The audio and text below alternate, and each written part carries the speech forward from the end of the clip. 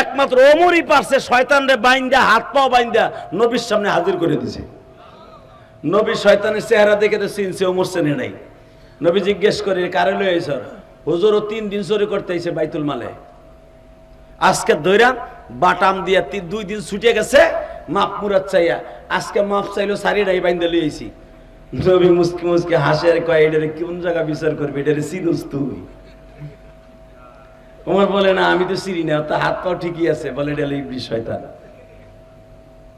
এই তখন ইবলিস শয়তান একটা তদবির শিখাই দিয়ে গেছিল। আপনারা যারা দোকান করেন, ব্যবসা করেন, তাকে তদবির শিখাই দিয়ে যায়। এটা ডাইরেক্ট বুখারীর হাদিস। এবং আয়াতুল কুরসির তাফসিরে আপনি দেখবেন কোরআন শরীফে, কেউ যদি আয়াতুল কুরসি পড়ে, কোন দোকানে খালি গণ গণ চুরি হয়, কোন বাড়িতে চুরি হয়, আয়াতুল কুরসি পড়ে যতদূর চোখ যায় এইভাবে ফু দিবেন, এই যতদূর চোখ যায় ততদূর পর্যন্ত আপনার বাড়ি, আপনার দোকানের সামনে কোনোদিনও চোর আসবে না।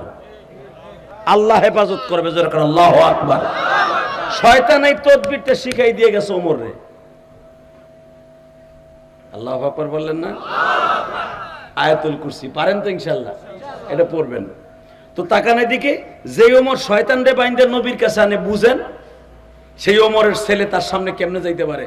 তারপরে বাড়িতে যে আগেই মারে বলছে, মা আব্বা কিন্তু ওয়াদা দিয়ে আসছে আগামীকালকে আমার এতিম নবীর কল্লাটা উড়াইব। ওমরের বেবি আজকালে বাসায় আসো, হয়তো ওর একদিন আর আমাকে একদিন।